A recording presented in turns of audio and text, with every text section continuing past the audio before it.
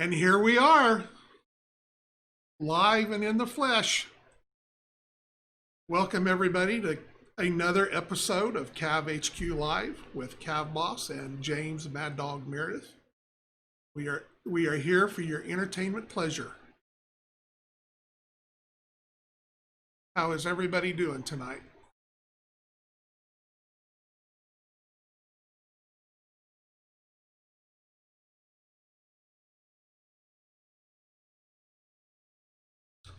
Our rain was yesterday, and we got the sun came out, and we got humidity today. So I hate humidity. I hate it. So, but we got through it. We'll survive.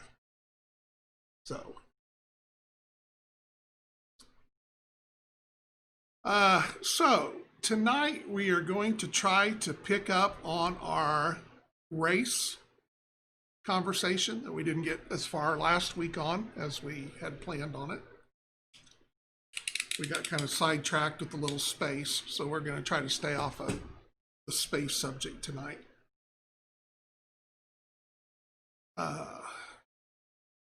We hammered space pretty good. We were all about spaceship and travel and all that good stuff. But other than that, it was a relatively busy day here at the shop, as Wednesdays tend to be. Monday through Thursday are, well, not so much for the stream. It's just with, it's just a busy order day and everything. Just lots and lots of things going on. So Friday is probably my slowest day of the week.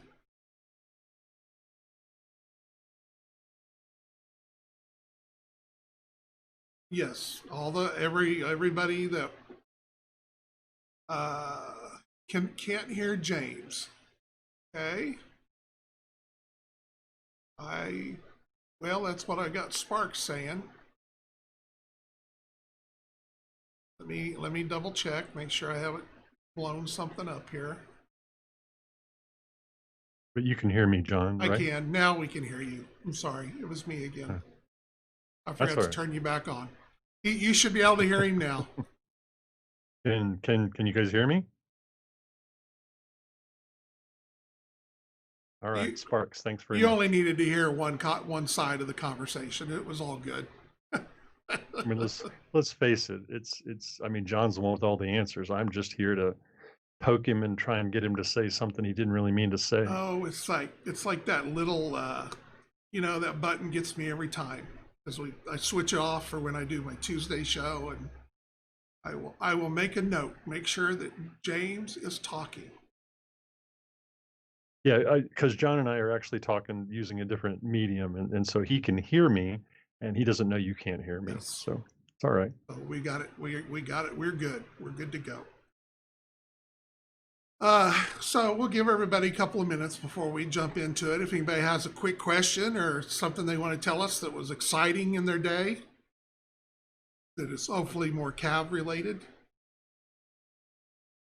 We don't need to know about any streaking conventions or anything. I think anything weird.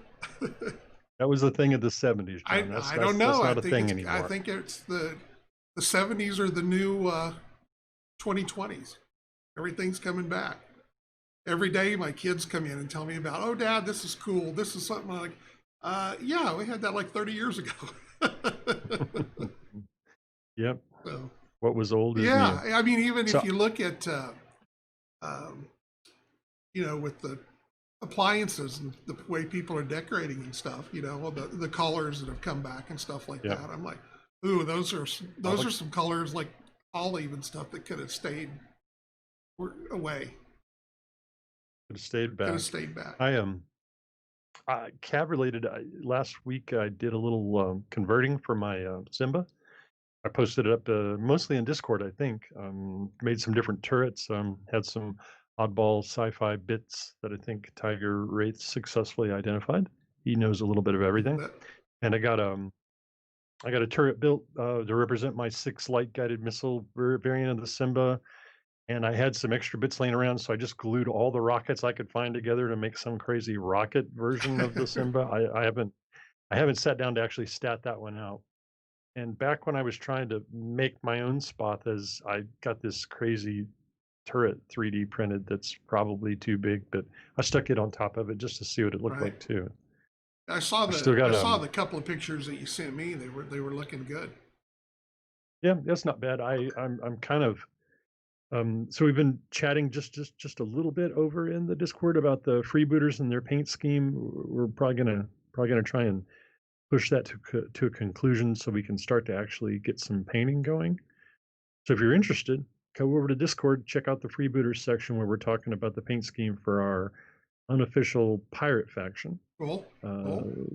we haven't actually put it up to a vote yet, but we're still open to ideas right now. I think probably we're leaning to just basically any paint scheme you want to paint, and maybe one of the legs red or all red or all black, and it's the fact that you have that red leg that will identify you as a member of the band, and that way you can just paint the rest of the CAV any color. I mean, they're a bunch of pirates, right? So they have a lot of unique looking calves or vehicles for Or that the matter. fact that you could be from Missouri.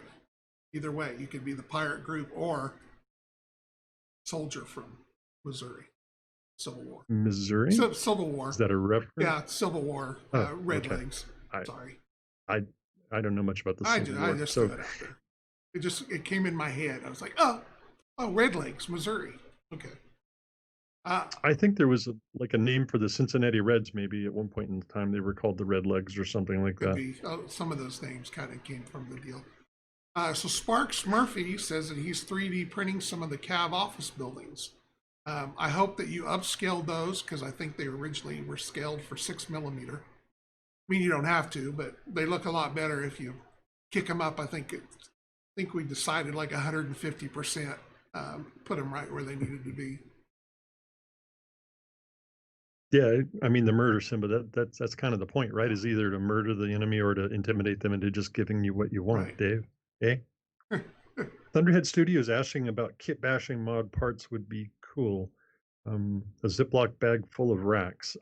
Did you ever tell anybody I about have that not bucket you about had? the bags of parts, the leftover Yeah. bits.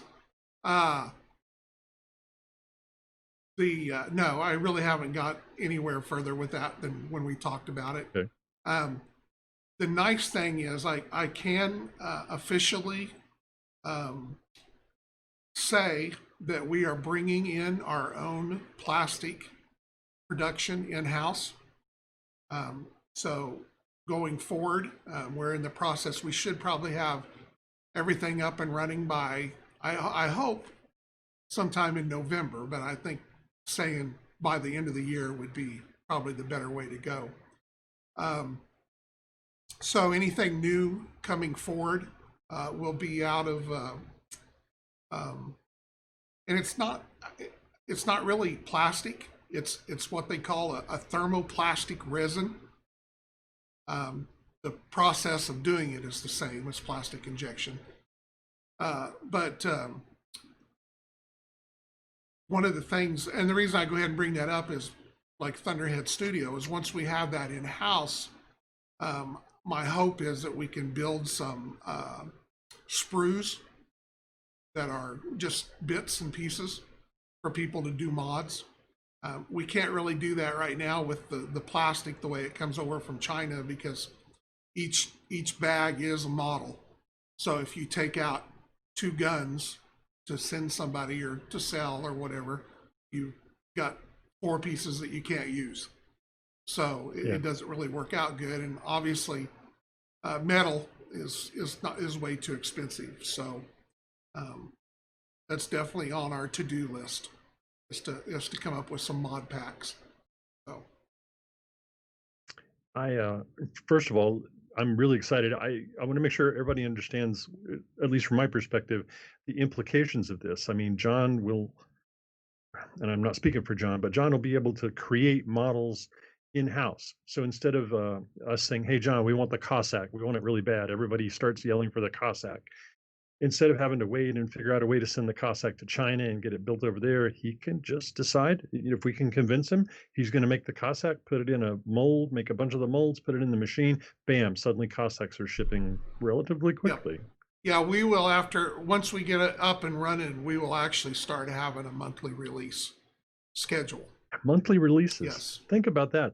Every month you have a new CAV model to look forward to, at least for a while. John said he doesn't want 900,000 SKUs, Right, but still, right. wow. Yeah, we got a long way to go. We got lots of stuff that we can fill in there and do some other things. We'll see some more terrain things and some other things that we couldn't normally do because it's effective for us to because we'll be doing molds in house as well. So some low number items that probably wouldn't have done well that we can, as far as compared to a popular CAV or whatever, but we are going to do things like engineering vehicles, stuff like that. Nice. Yeah, that could be a low run item that will be cool. The appropriate time. I think the Puma is high on the list. Yeah, like now. Yeah, like now, yesterday. With that being said, probably the chances of there being another big Kickstarter for calves probably will not be happening.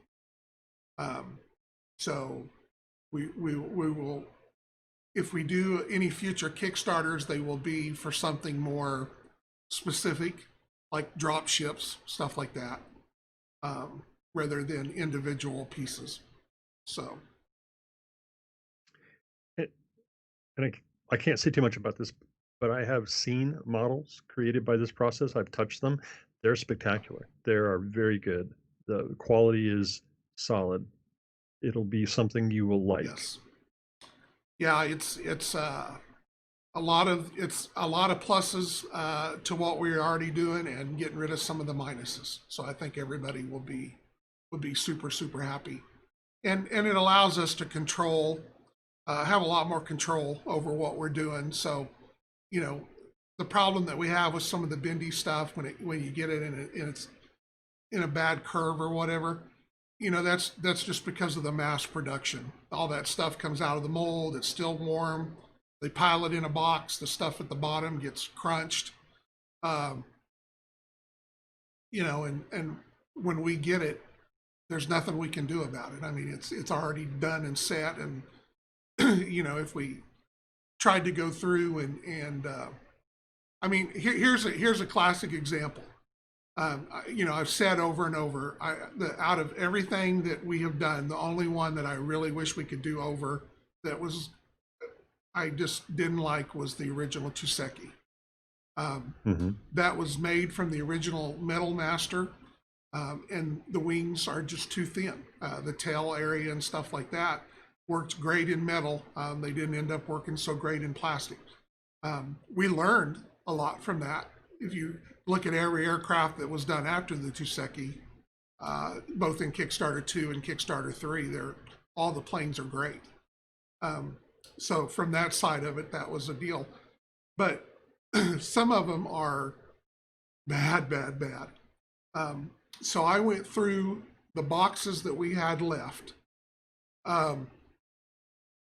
And that was probably, I don't know, there might have been 1,000 Tusekis that I went through and culled out all of them that I thought, if I got them as a customer, I'd look at it and go, oh my God, what have you done?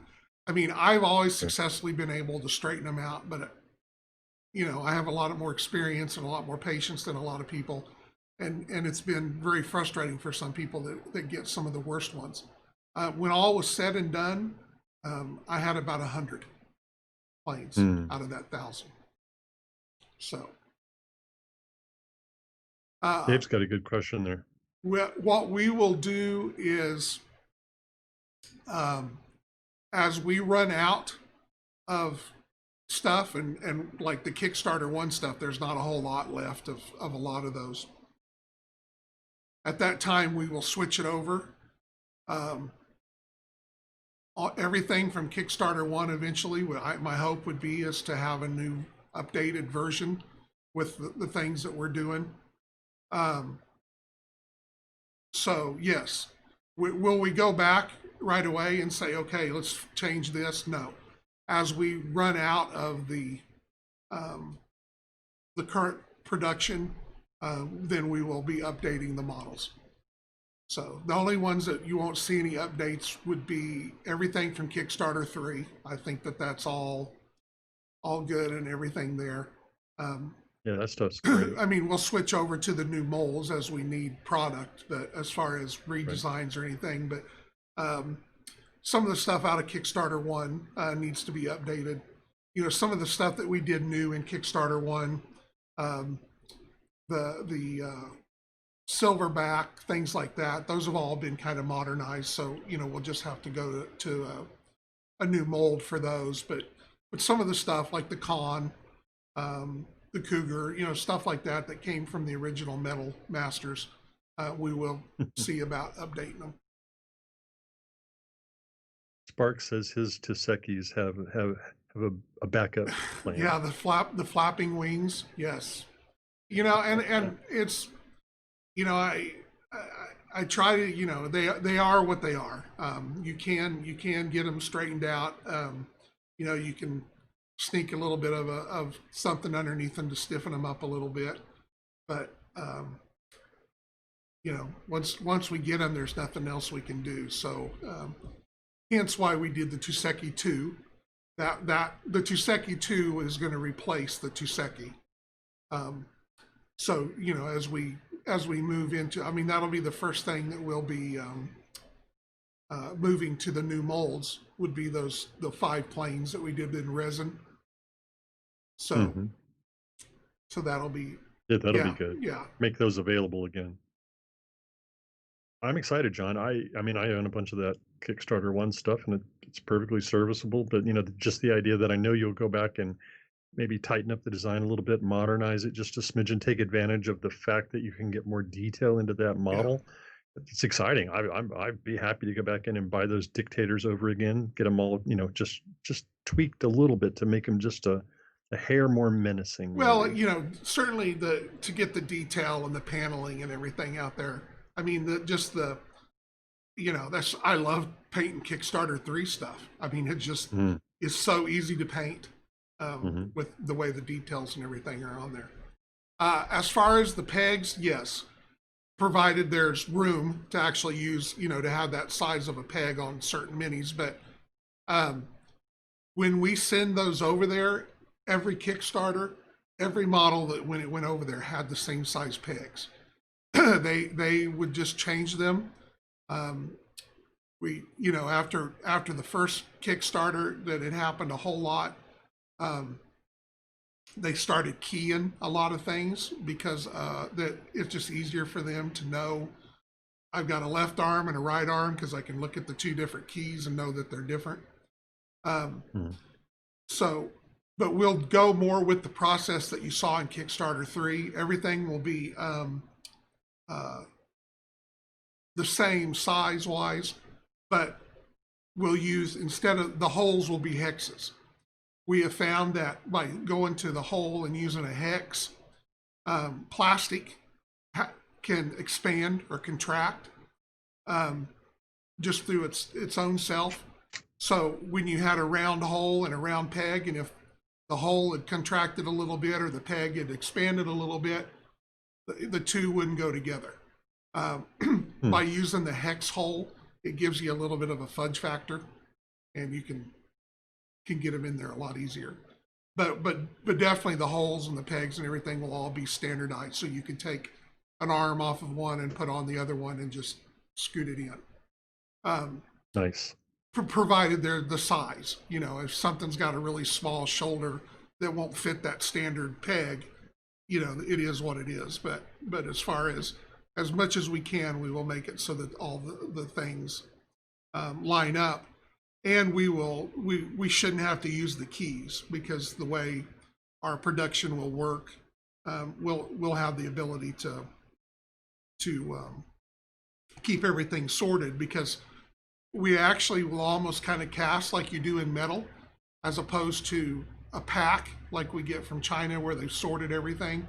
We'll when we go in and set these up, we'll have a box of left arms, a box of right arms, da da da da, and then as we package, they'll just take the pieces out of the boxes. So that should help with quality control, and we don't have to use pegs or keys because when the people that are working on it over in China have absolutely no idea what they're working on. To them, this could be, something going to an adult store somewhere. They have no idea what they're packaging. Us, on the other hand, know that, hey, this is a Puma calf, and this is his left arm, this is his right arm, so we'll be good there. But yeah, I'm very, very excited. Very excited. Not to carry this on too much further because I want to hear what the Rock and the Terrans have been up to lately. I'm personally excited so that I can try and back channel you into doing some of those old out of print sculpts now that you don't have the China excuse. Well, as far as some of the stuff that was done in metal, as far as like the hedgehog and spiders and stuff like that, you'll get new versions of. You will not get the original one. Yeah. That's okay. I cornered the market in hedgehogs. I've got like more hedgehogs than you ever know what to do. Yes. So okay, so that's anybody got any question that they want to jump in right quick on what we talked about before we move on to how the races? We seem to got off topic again, but it was a good get off topic. I think it's exciting. You announced something super exciting. Yes. Yeah. A monthly release schedule. Bring it on. Bring it on. Yeah, that's that part of it I can't wait for. So just being able to get stuff out there without we have to wait 18 months for another Kickstarter. But now you have to deal with labor. Well, yes, but I will be okay. I have two. Just yell if you need. I have two strapping young teenage boys that love to work for their dad. No. What? But we're like we've talked about. We're getting ready to do our building expansion, and that's all that's in hand as we get the building part done. Then the new machine will come in, and we'll reorganize everything. And if you happen to live close to El Dorado, Kansas, and you're looking for a job, we probably will be hiring after the first of the year. Ooh, that's really exciting. So if you you make more than $10 an hour, then don't really worry about it. You could just pay Dave in miniatures. I'd trade out in miniatures. I'm sure that OSHA and the IRS would appreciate that. So anyway, OSHA's never been to your building. Thank God. So that's part of getting the new bill added on is we actually will have room to move stuff around so that you can actually move somewhere. So Cthulhu, the winner chicken dinner guy, is asking about Malvernus and Rock, 28 mils, I think, or maybe bigger. Yes, we actually already have the files done for all the races. We just haven't figured out what to do with them because they are in 28 or 32 millimeter. We've got regular infantry, powered infantry, heavy infantry. We've got we've actually there's some videos up on the Facebook page, the actual CAV Strike Operations page. I think if you click in there and go to look at videos, I think there's some A&Es and some Ritter renderings in there. So those have been done for a long time. I mean, that's what all the images in the rule book in the faction briefings, it shows each of the armored guys and stuff like that. That's where those all came from. We've already got all those done. We just got to figure out what to do with them. So what we want to do with them. Just a quick note to Sparks. Hey, I know you live far away. If you ever find yourself anywhere near America, let us know. We'll find a way to meet you.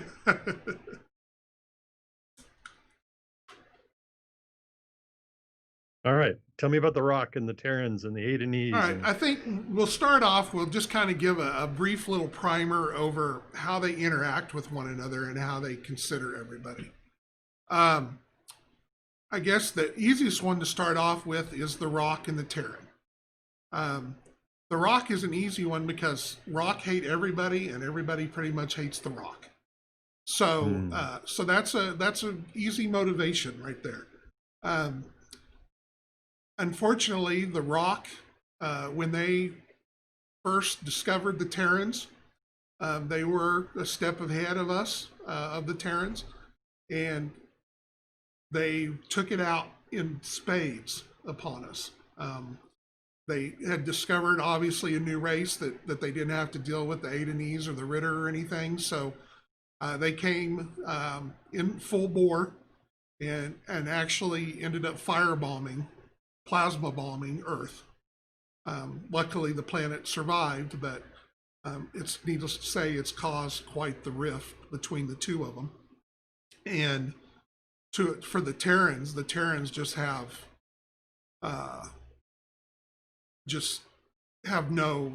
they're nothing. Most Terrans have absolutely nothing to do, would care. If they saw a burning rock, they would not even bother to go pee on it. I mean, that's how bad it is. so the feeling's pretty neutral between the Terrans and the Rock. But it's personal for the Terrans. It's not personal for the Rock, because the Rock hate everybody. So, when they can't understand, to them, firebombing the planet was just part of the job, Yeah, you shouldn't take it personal. We didn't mean it personal. It's just we hate everybody and decided to plasma bomb you. So, so that's where the difference is the Rock, it's just part of an everyday of their life.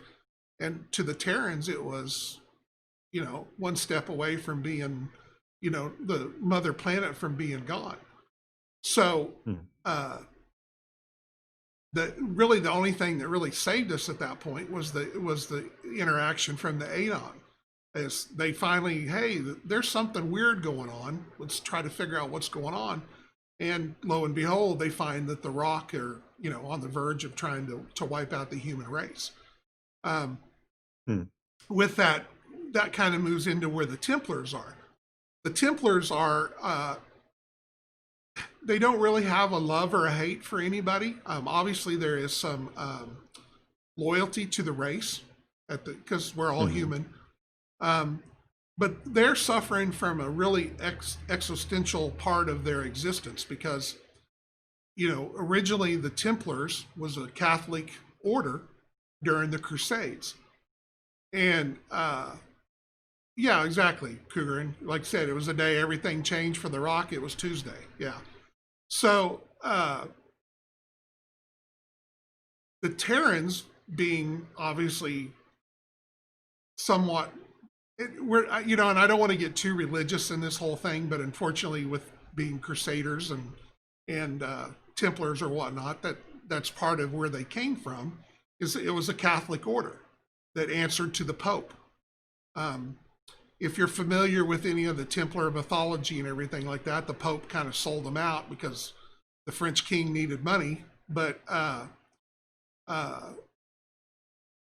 so that they lost a little of that, but they proceeded through the next 300, 400 years, or further, with the belief that there is a God, there is that and all this. So they get out and start their own little deal on the side, and all of a sudden aliens show up. Well, that kind of didn't work in their story, their system. So they're having a lot of trouble right now parsing all that into their belief system.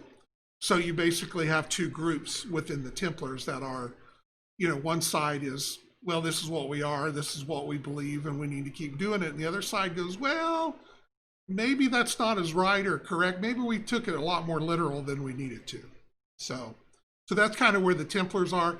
They're kind of a sponge. They like to, they've always been very technological advanced as far as coming up with the latest thing, and if they didn't come up with it, borrowing it, from whoever that they did. And they're still that way. There's stuff that they're always looking for to bring in their deal. And that kind of goes with the way that they do their free companies. They send out basically off-duty soldiers to go and fight and find out things about the other races, the technology, information. It's what they're going to do with that, we'll find out down the road. So let me ask you this okay. question. How do the Terrans and the Templars get along? Is there any animosity there? There is not. To a degree. Again, there's factions within the Terrans that feel like that the Templars have betrayed them.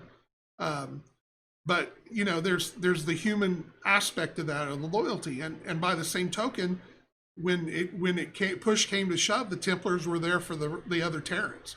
I mean, they jumped in right. and helped push the Rock back, and have been, and that's to this day, the Terrans are one of their biggest employers, as far as Customers. bringing them in and stuff like that. The main thing that you have in Terra, though, is after the firebombing and everything like that, and they kind of come back, is a lot of the planets got kind of left to their own, and so they have really moved away from Terran authority. So you get more rimward, away from the Rock Terran border. There's a lot more independent worlds that aren't underneath that umbrella anymore, because they had to. And then when Terra, they had to survive. Yeah, and then when Terra got their act together, they come back and, well, we really don't need you. We don't need to be paying taxes, and voila. So the Terran Federation is very, very strong along the border, because those worlds needed everybody to survive. Okay, so let me try and get this capstone piece put in place real quick. So Terrans hate the Rock. Terrans get along with the Templars. How about the Terrans and the Adenese? Well, how do they get along good too. There is again, the Adenese save their bacon. And the Adenese have always tend to be kind of in the middle, kind of the peacemakers. I mean, they've had one of the worst civil wars that was ever known amongst themselves. And that certainly was a wake-up call for a lot of them. And that whole thing spurred the eventual creation of the Amethyl. But they're having problems too. They've spent a lot of, it's kind of a lot of the problems that us as Americans are having right now. As we, for a long, long time, were considered the policemen, the peacekeepers of the world, and over time that weighs on people, and people change their mind. We don't want to do that anymore. We're tired of this. We're tired of our people dying for somebody else that comes out the next day and tells us we're all crap heads. So they're having the Adenese are having that same problem right now amongst themselves, because as we brought up before, the Adenese is really not one big massive function of an empire. They are 12 or 13 individual nation states that have a confederation for defense, mutual defense, mutual trade, things like that. But they all maintain their own militaries. They all contribute to NATO, and things like that. So there's a lot of room for dissension there. Okay, so Terrans and the Almirathel. Really don't have any way, shape, or form, because they really have had no reason to interact with one another. So I guess neutral. Yeah, I guess it would be a neutral. It's just never come up on either one of their plates. So, but all the races are aware of each other at this point in time, right? Yes. Okay, so Terrans and the Malvernans. Terrans and the Malvernans. Terrans, they don't have a lot of interaction. Obviously, they're on two different sides of the known galaxy. They know of each other. There is some, but the weird dynamic here is the Malvernans actually have a lot more I don't know, respect or a need to feel like to have more interactions with the Terrans, because to them, to the Malvernans, Terrans for the most part worship one god. The Malvernans worship one god. So to them, Cardulus is our god. We just call him, him God. They think it's their version. They think it's Cardulus. So, there's an interesting dynamic there that we'll explore down the road. That again, they're so far apart, they don't really interact with each other. But you know, to the Malvernans, we're two peas in the same pod. So. Okay. So now the Terrans and the Ritter. Terrans and the Ritter. Not a whole lot going on there either. The main thing that there are lots of Terran mercenary units as well, and they do work for the Ritter from time to time. It's not nearly as strong as they probably spend more time with the Adenese than they do with the Ritter and whatnot. But again, they're separated by, the Terrans are paying more attention to the rock, and they've got the Adenese in between them, so they don't have a lot of interaction. So again, kind of another neutral there that may or may not change down the road. Now, Ritter and Adenese don't necessarily get along very good. They kind of have their up and down periods. Adon gets away with a lot of things. It's kind of a hatred of respect, I guess, is kind of the deal, because if the Adenese if they decided tomorrow that they wanted to control the entire galaxy, we might as well just line up and figure out how to speak Adenese. Okay. And is that because their empire is so big, or is it because their economy is so strong? All of that. They are a big empire overall. As their confederation, they have a strong economy. They have a huge military from the side of it, and their technology-wise is steps and above. It's kind of hard. We can't express that as much in the game because that would be a very unbalancing feature. We've showed that with a little bit of the faction doctrines, like they get an extra 6 inches for their ECM and stuff like that. But there's lots of those little things like that you'll see coming up in the campaign book that, if they wanted to, but again, they're so fractured that they don't have the ability right now to get together and do that unless there was an outside deal. So with the Ritter, even the Rock have to respect that. The Adenese have been that the glue that's kept everybody from having this major of just the wheels totally coming off the wagon. So the big peacekeeper. Yes. So if something happens to the Adenese, hint, hint, hint. What? Yeah, you could have your first galactic war. You never know. You never know what might happen there. So that's where we're at with that. Now, the Malvernans and the Rock constantly are invading into Malvernan space as well. So that you have that as a thing like that.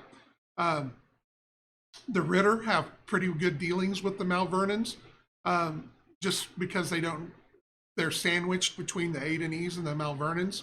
So they're already kind of on the bad side with the Adenese, so they really don't need to drop down with the Malvernans.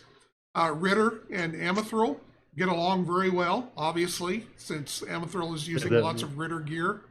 They have that Lend-Lease policy. And that's, the Ritter, that's in their interest to keep the Amethril a thorn in the Adenese's side, because that works for them. The Ritter overall are, they're probably closest thing is that, and that's the reason sometimes we get some of the German references, is they are a fascist state in a way. They're not nearly the to the degree that ours was during World War II, but because they've been around long enough that any kind of hard empire, anything like that, they can be the first Chinese are here's a very good example with China. After the end of the Civil War in China, after World War II, um, all the horror stories that you heard for, growing up about the Chinese did this and Chinese did that. But over time, even the most hardest things, those corners kind of round off because they have to. They can't stay in power. You can't constantly keep hitting everybody with the hammer till at some point enough is enough. And people, so that's happened with the Ritter. Is early on they were a lot more hardcore, whereas now they've kind of had to, and people's been in it long enough that they found their place to exist there. So is it safe? Let me ask this a different way. Do the races that don't hate each other, do they have diplomatic communication? So did the Ritter have an ambassador in Adenese space? Is that sort of political Yes. connection across space? Yeah, other than the Rock. Nobody's up in the Rock, and the Rock don't send anybody as far as keep anybody there normal. I mean, if they need to go in and talk, they usually try to negotiate a neutral planet that they all can meet up and talk. But as far as ambassadors, no. All the other races do. All the other races have ambassadors and stuff like that, especially the Templars. The Templars maintain anywhere that there's mercenaries working or whatever, they have come in and set up their own facilities because they are kind of the bankers of the galaxy to extreme, to some use. So just in terms of, you mentioned how gigantic the Adenese Empire is. Give us a sense of the relative size of the other empires. I mean, who's the second largest empire? In I would say an overall number of planets and area would be the Rock. Mm-hmm. The Rock, yeah. Okay. Very, very successful at managing their section of space. You might as well just go through the list. Well, and the next level would be the Templars and the Terrans. So you're counting those together when you say that? No, it's separate. They're kind of basically probably the third one. You go Adenese, Rock, Terran, Templar, Ritter, Malvernon, Amethyl. That surprises me a little bit. I didn't understand the Templar was that big. I'm using that as more of the area that they control. Whether that they have a strong military. The Ritter maintain the largest and strongest navy, space navy in the game. Yep. Be careful. You said navy. No more space here. So that's a big thing, and they've used that to their ability, obviously, to at least work the borders. The Adenese certainly have to respect that ability. All right. Help me go through it again. I'm sorry. Oh, that one stuck up on me. Adenese. Okay. Rock. And I think you said Terran. Followed closely by the Templar. Yep. Ritter. And then I got distracted by the chat, yeah. and I lost it. Ritter, Malvernus, and Amethyl. Almirithil is the smallest. It would be the smallest. So yeah, they only, I think, have maybe a dozen planets that that officially are in their thing. So. And geographically, the Almirithil are where on the map? They clearly can't be close to the Rock. No, they are all the opposite side of the universe, all the way to the south. If you want to look at it that way, as a Rock to the north, Terrans to the northwest, Templars to the southwest, Amethyl to the south, using Adenese as the center, and then Ritter and Malvernon would be both straight to the east. Okay. Now, something that I did want to bring up that I mentioned is there are other races out there. Okay. The known 5 races that we talk about in the book and everything are the spacefaring races that are out there. I will, just for those that may be worried that have come from another game, there will be no avian bird races, so you don't have to worry about that. But there are other humanoid races that are out there. They, for the most part, are single planet. They were not able to had not yet discovered uh, faster than light travel. So they've been kind of stuck to their own system if they have that level of technology. Some are even less so. Some of them over time there's 2 or 3 little world circles of them that they have used, the rented ships for colonization, whatever, from the other ones, So not going to go into a lot of detail on them, but you'll see them kind of start popping up. I do know that there's 2 or 3 of them that have been conquered by the rock, that are in rock space, that they have totally taken over. So they are out there. One book. I actually liked the book. I didn't have a problem with it. I know a lot of people got whacked out over it. I thought it was an enjoyable book. So, but I'm weird that way. Is this some obscure battle tech book I don't know about? Yes, the battle tech. They forever there are no aliens, and then they did a book with an alien primitive race that ended up being the center point of 2 of the other groups fighting. So out in the periphery, I believe, up towards the Karita space. I like my science fiction to be science fiction-y. Yeah. So I don't mind alien races. I don't. Giant monsters, bring it on. Yeah, it's just it's a dig about the birds, because that's always was a big battle tech thing. So you're kind of flipping that other game? Well, not really. I more of, like I said, I enjoyed the book. I didn't have a problem with it. But just so that the people that did have a problem with it, we are not going to have birds. So you're good to go. All right, no birds. We're going for pugs. Yes. We want the pug race. The pug army. There we go. So that's kind of where we're at. We are, as I mentioned last week, people have asked me what happened to the Galactic War and so forth that was in the original book and everything like that. And it's, there was a lot of things that I decided to push forward that I didn't want to have happen yet, because I get bored of reading about everything. I wanted everybody to be part of that history as we go forward and stuff like that, because we're not going to have these huge 50-year time jumps or whatever. I've got a lot of things planned in the universe that will all happen in the next 10 years game time. So we've got plenty of stuff to keep us there. Okay. So let's talk about some of the things that aren't really factions, just super briefly. So like pirates, all right, without getting into any particular details, how big a deal is piracy?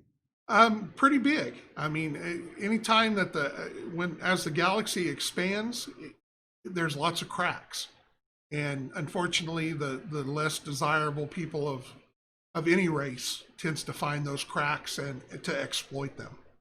So you have pirates that are, go out and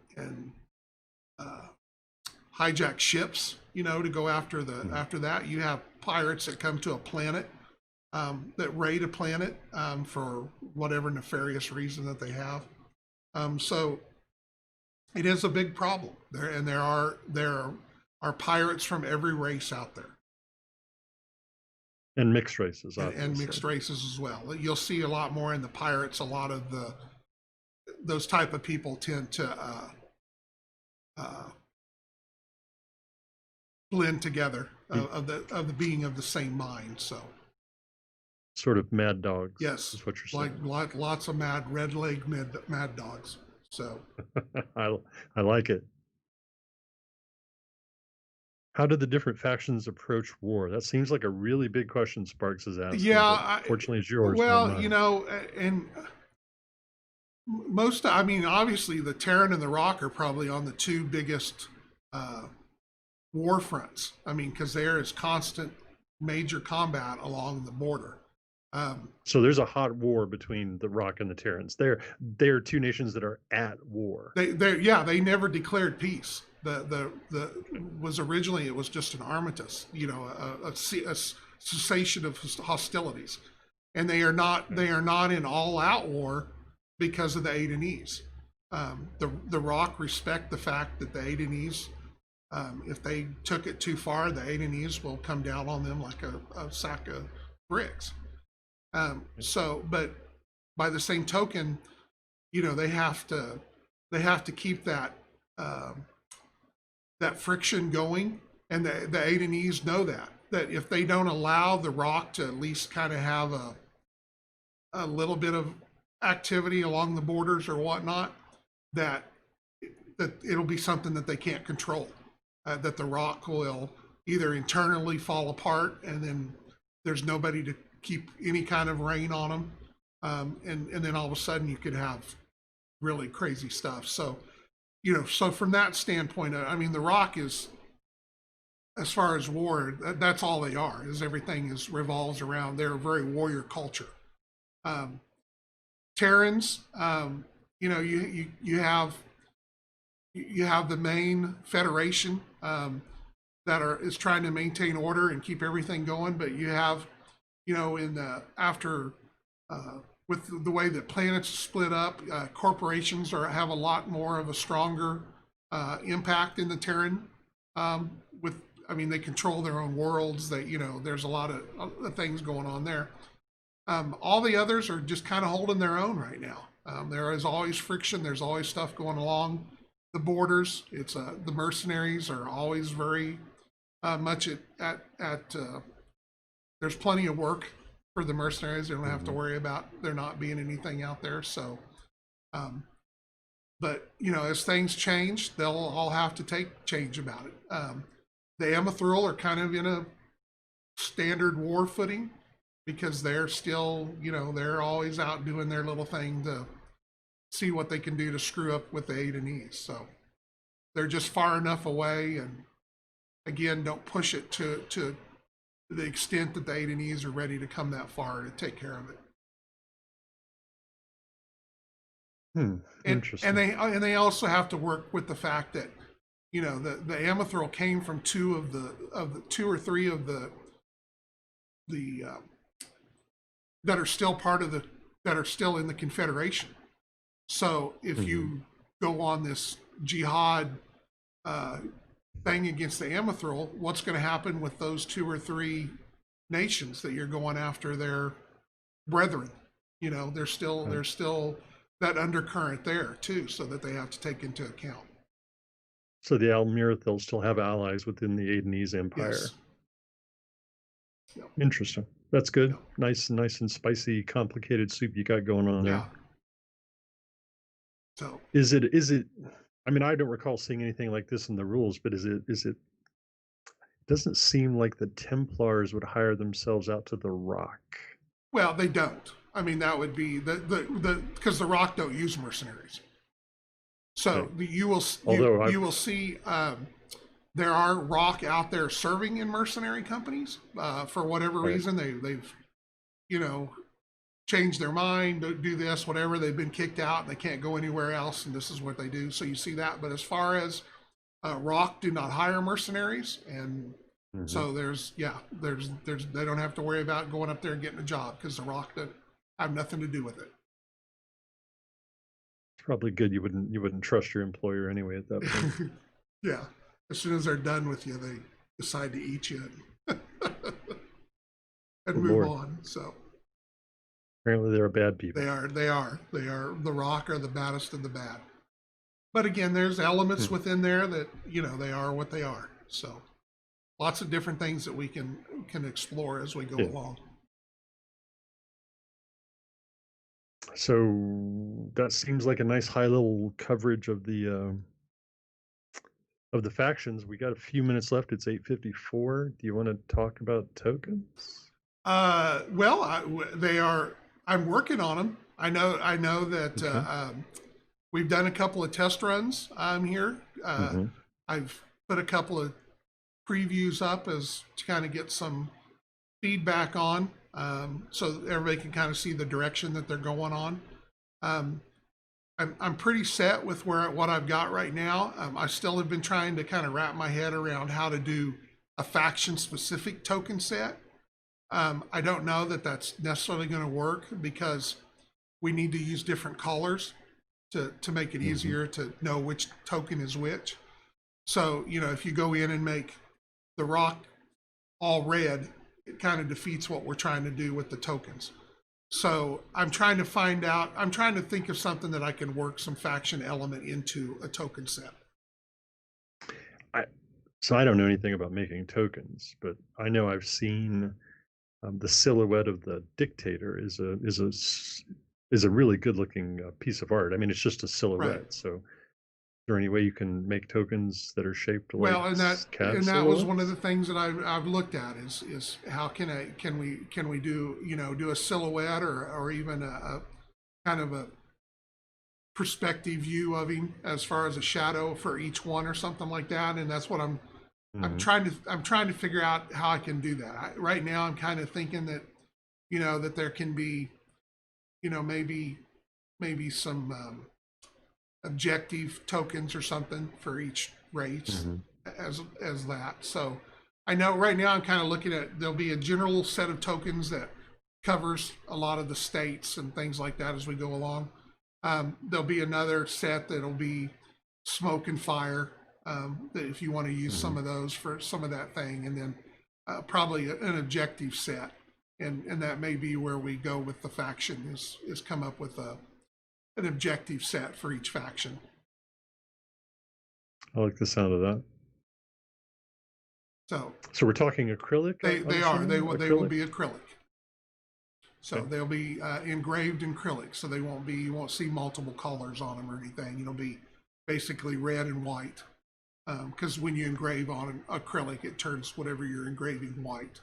So the sort of thing where we'll be able, if we choose to go in and fill in that engraving with some colored paint, you so can. that it pops, it stands out. You will be able to do that if you want to go in and paint that stuff. That you can. So, and Awesome. I know that you were not a big fan of some of the humorous aspects of what I was trying to do, but it was just, I don't know. I didn't feel like that it needed to be overly serious at that deal, and I thought it would be kind of fun to play with some of that. So, I mean, you make whatever you want to make, John. I know. You asked for opinions. I gave you mine. I respected it, and we made some tweaks based on what everybody said. So, but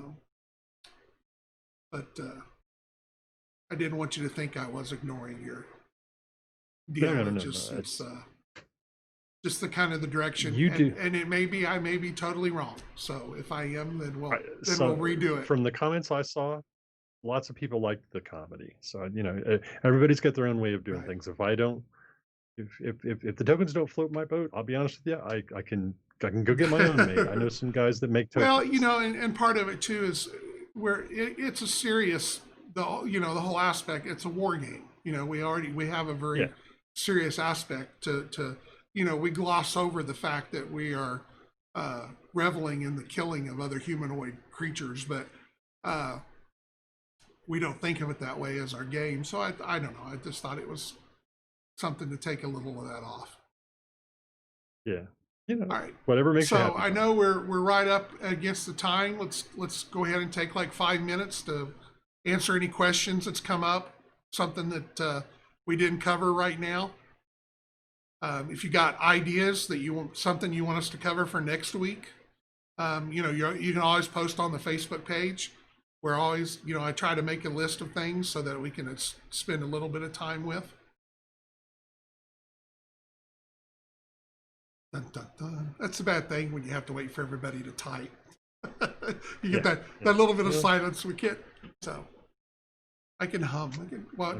Dun, dun, dun, dun, dun, dun, dun, dun, dun, dun, dun, dun, or we could just play background music.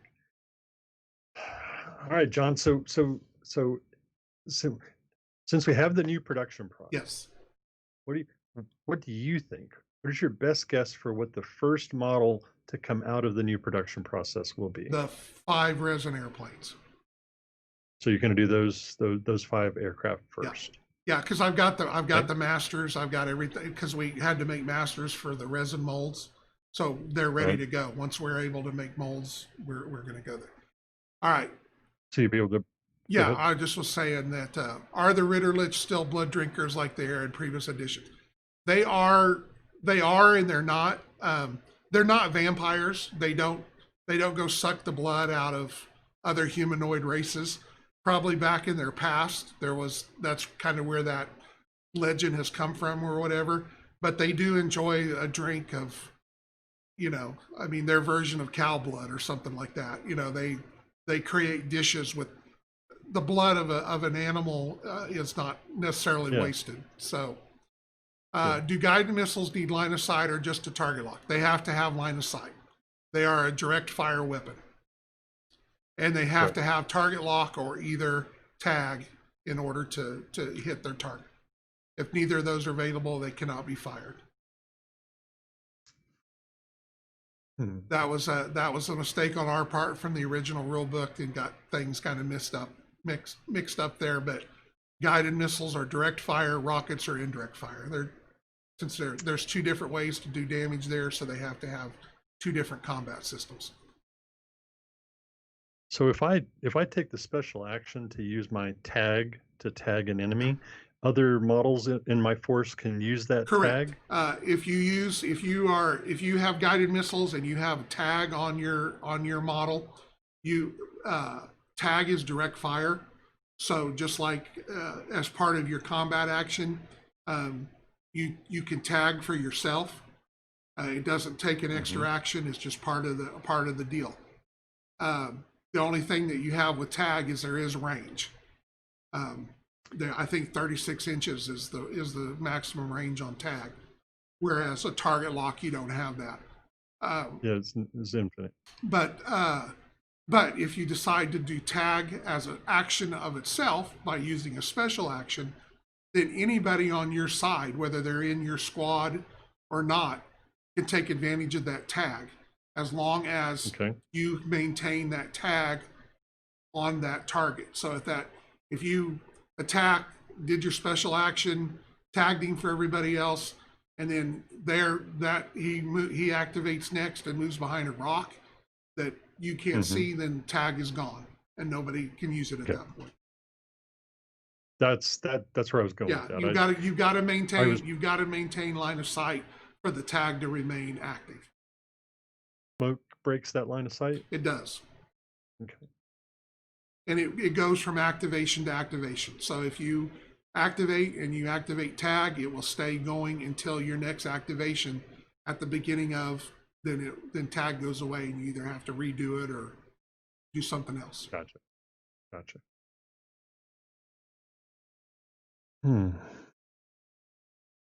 So hopefully, Kruger, did that get you in the right ballpark there?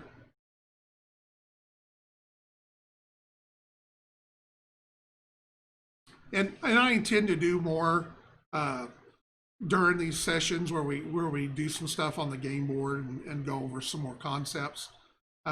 Just still kind of finding our place and figuring out the best way to do everything. So we're kind of space and equipment and everything like that. We're trying to get a little bit better where it can make a little more sense. Once you get the new process set up and in place, will you make a video so people can see how it works, sort of the way Reaper has done for their casting process? I or is don't it know. top secret? It's a little bit of proprietary stuff there.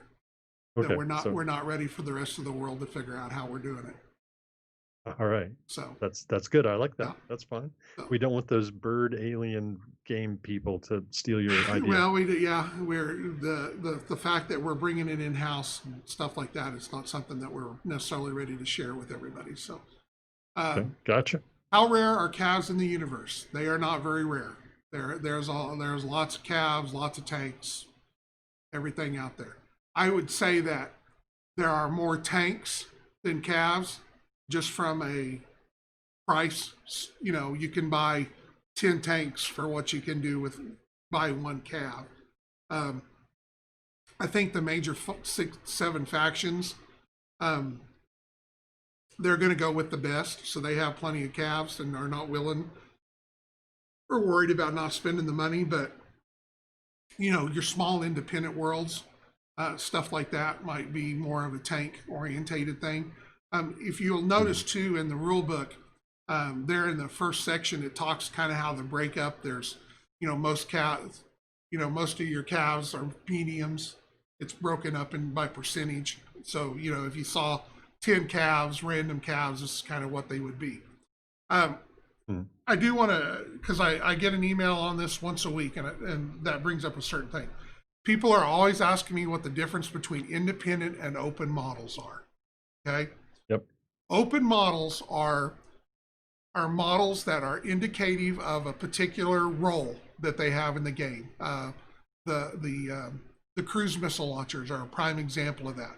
Those, both the Whisper and the Ripper, are Malvernon vehicles, but we don't need to have one for every faction. They're not in use that much that during a game that we need to worry about doing 8 different launchers. So we pick a faction, we design that model that goes with that faction, but by making it open, anybody can use it. So like the 4-legged Simba troop carrier, we don't need a four-legged troop carrier quad for every faction. So that's an open model. Even though we use the Terran version of, anybody can use it, and because they all have their own version of it, but we just use the same model and stats for it. So that's what I know. Anybody can use an open. An independent model is a sub-faction of another faction. So you can have an independent human world that's human, but they are their own world. So they may have their own ability to do, they may have their own in-house production, they may only buy a certain thing, whatever. And an independent can only be used by that sub-faction and the faction that they're a sub from. So if they are, this example, a Terran independent world, then anything that is independent that's assigned to them can also be used by the Terrans. But it can't be used by, if you're playing faction based and everything, staying with that. So that's where the difference is. There are restrictions on who can use independent models. Open is open season. So. Anyway, so all right, we've gone past my 5 minute, 3 minutes. We're going to call it at 9:10. All right. Any more questions? You got 3 minutes. It's the OCD in me. I like a nice even time to quit. I don't like odd numbers. Midnight is an even midnight time. Is great. If you guys are ready to go to midnight, let's go. Wait a minute. I'm not sure I signed up for this. Oh, come on, James. Oh. I mean, I could do it. I just call in sick tomorrow and tell them I'm not coming in. How about that? Kind of like me calling my wife. Oh, by the way. Yeah. I'm not coming in until midnight. I decided to talk with the guys.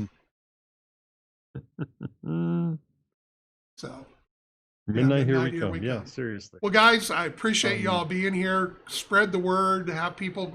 Let people know we're out here if they've got questions or they're trying to figure out the game or want to see what we're all about. Please send them here. Send them to the Facebook page. We can't do this thing without you guys. So please spread the word and beat the drum, and it's very appreciative. So other than that, let's call it a night, James, and we will see everybody.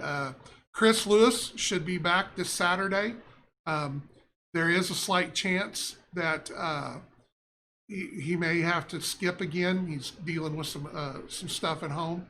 But right now we're still on track for him to be working on the Kodiak on Saturday again at 2 p.m. Central Time.